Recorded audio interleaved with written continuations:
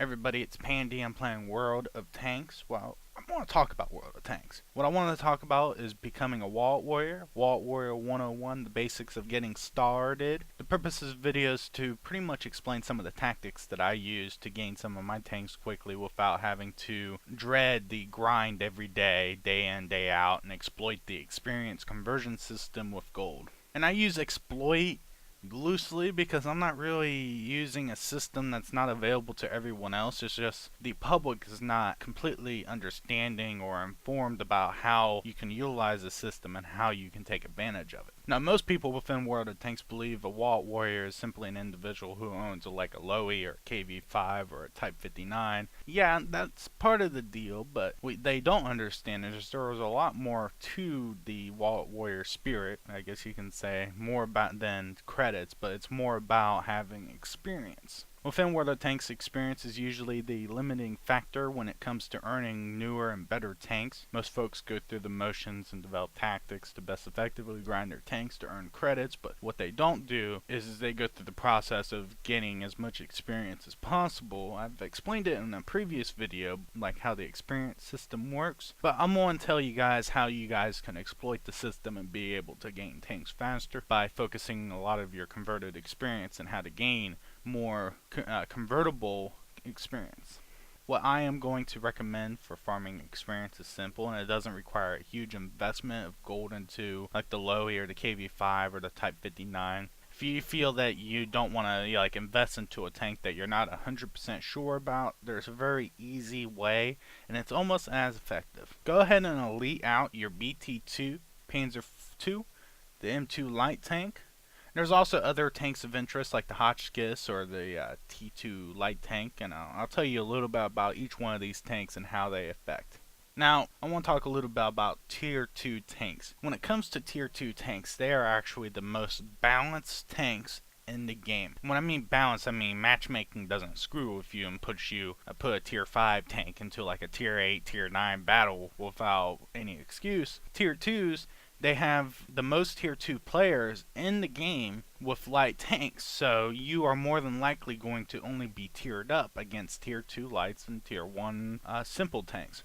How this comes into effect is because it's the most balanced. Most of these players don't simply, pimp their tanks out, and I'll get into that a little bit later. Now, with the Tier 2 matchmaking, this allows you to best effectively use your skill, if you've already been playing for a minute, to overwhelm the enemy or to pretty much outskill your enemy. In these tiers, skill does matter more than luck, and how you upgrade your tank is really the differing advantage that you get against them. The reason why you want Tier 2 tanks for Vault Warring is, A, they're very easily elitable, therefore you can pretty much quickly convert experience without having to buy yourself a monster tank like a Lowy or KV5.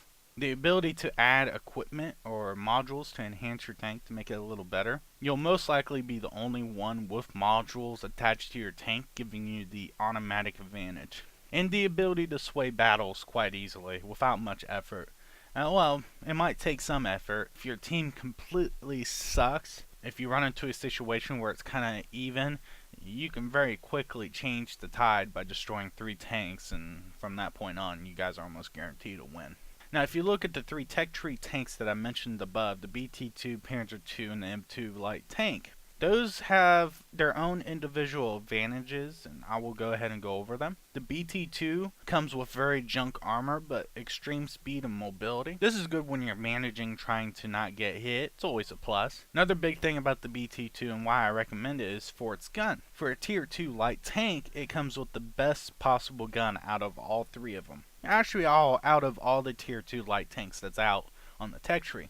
A big plus for the BT2, it comes with the 45mm 20K, which is 30 rounds a minute with an average penetration of 51 with 47 damage. The gun will tear through any Tier 2 armor out in the field of battle. It's just quite simple and easy. Maybe minus the T-18 American Tank Destroyer.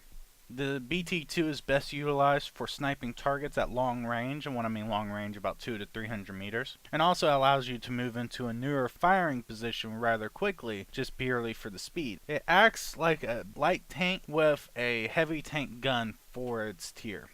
Now Panzer II comes with decent armor, fair speed, and mobility. This would be considered the heavy tank of the tier 2s purely because of its thicker frontal armor. Now the flak gun isn't all that great, but it's ideal for thin-skinned tanks that you're going to be running into. When playing with this flak gun, you want to go ahead and get premium rounds just in case you run into tanks with like a Panzer II or the Hotchkiss. It does have the best frontal armor of a tier 2 tank. It doesn't have the best armor, but it has the best frontal armor when compared to all the other tanks that you can potentially get through the tech tree. I haven't had all that much success with this tank in the long run, but it does allow you to convert experience like any other. Now the M2 light tank is overall decent armor, firepower, and mobility. It's actually the most balanced light tank that you can get in all three of the solid packages.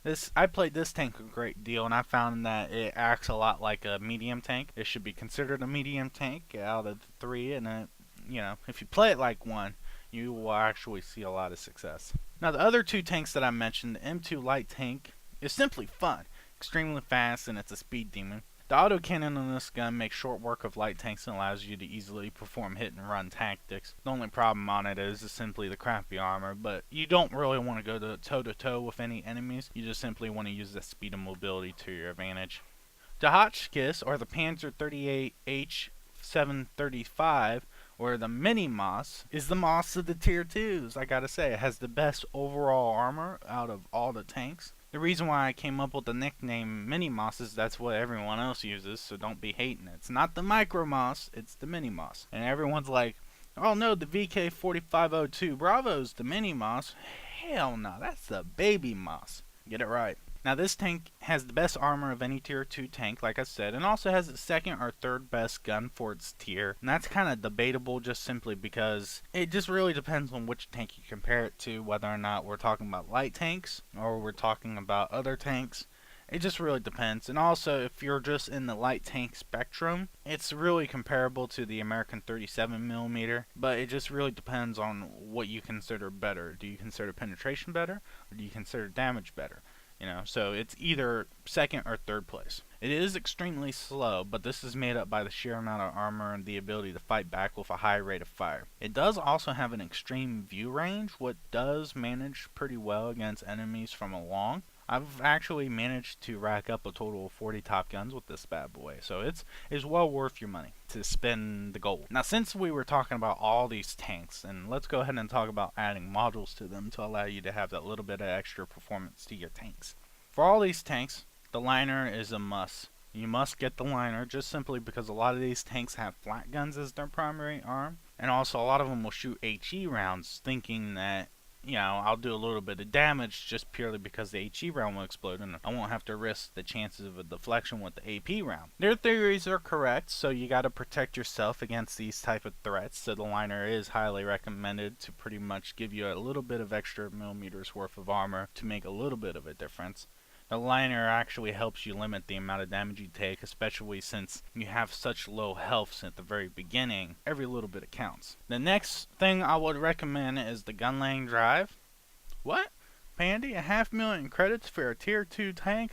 Hell fucking yeah. 10% aiming speed enhancement to give you better range and sniping ability. Simply put, you're less likely to miss a shot. And unless you suck at aiming, this is a major investment just purely because most people out there have a difficult time firing at long range. Having the gun laying drive allows you to accurately put fire out and minimize your chances of missing. Your chances of hitting more often is better. The last thing really depends on the tank, and it's really up to you guys in regards to how you guys want to play your tanks. Most of the time I get the ventilation for my tanks. In special cases for my Hotchkiss tank, my Mini Moss, I would throw some Binocs on it just because of its extremely good view range. Just adding the Binocs and being stationary, having the view range of a tier 7 tank destroyer as a tier 2 light tank, yeah, man, that's an automatic advantage, especially if you're sitting back with the Hotchkiss, like I would recommend sitting back in around your base and sniping them as they come forward. Trust me, they will show up. They will come to you. The cap zone is like the shining beam of light, and all the moths are coming toward you.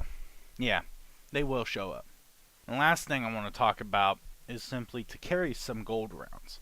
This will counterbalance the mass amount of tanks that might assault you, so especially if you are alone and you're by yourself, you get 5-6 tanks attacking you at the same time, the gold rounds will automatically guarantee you a penetration, no matter what part of the tank you hit, unless you hit them at an extreme angle, like an 8% automatic bounce angle. Now, this basic rule or recommendation can be ignored by the BT2's 45mm. Simply, its gun is too damn good and it'll tear through anything, so you don't really need gold rounds to pretty much do well with this tank. But when it comes to like the Hotchkiss, or let's say the M2 light tank, and you guys run into another Hotchkiss, Panzer 38 Hotel 735, you'll need those gold rounds just to penetrate the frontal. And if you don't happen to carry gold rounds because you're a cheap ass, you're not being a good warrior, A. And B, just shoot the hatches, and best of luck to you. And just keep in mind that you're not going to be using gold rounds on everyone. Gold rounds are purely good to have on hand in a just in case, like all or nothing situation, and it allows you to effectively be able to target any tank on the field of battle. Now, all these things that I talked about at one point, I had all these tanks in my garage, and simply I did all their doubles, and then I will just simply convert the experience over. On average, I would bank about a total of 9k experience from these puppies, or about 360 gold worth of experience per night. To put that in perspective, it'll take you a total of 22 nights to completely skip the T-44 for the T-54 without having to play a single battle in the T-44. So in the long run, it is very, very worth it, because most people will pick up the T-44. Most people will play the T-44 just purely for the fact that it's a T-44, how can you not play it? But in 22 days, in theory, if you don't spend any of that free experience, you should be able to jump to the T-54, which is amazing, because a lot of people are like, oh yeah, it takes like 2 months to, get from a tank to a tank if you're grinding it. No. It can take you 22 days just through conversion of experience, and it gets a lot better down low. I completely skipped my T-20 in this fashion, where I had, at the time, only 3 tier 2 tanks, and also I had like a low and a few other elites, and I decided to go ahead and just save up all my free experience and turn around and invest that into the T-23 by completely bypassing the T-20. I did that in 2 days time by heavy grinding just with my experienced tanks, my elite tanks, and it just really farmed out real well. So hopefully this video helps some of you guys. Tactics in game is pretty basic. You want to avoid getting hit. That's a give me right there. It's just a factor of how you utilize the system. You obviously want a premium account to maximize the amount of double experience you can get, but just by simply getting these tier 2 tanks, buying a couple extra garage slots for these little bad boys, and playing doubles on them, converting the experience allows you to utilize the system without having to really buy a monster Lowy or KV5 just to be able to gain experience and also credits. You might run into an issue with credits. Hopefully you have the potential and the ability to make credits with your other tanks. So, that's not a big loss or a big worry in my opinion. So hopefully you guys like this. Hopefully it's been helpful, and hopefully I didn't ramble on too long and I made sense. So you guys take it easy. I'm Pandy. Thank you guys for watching, and good hunting.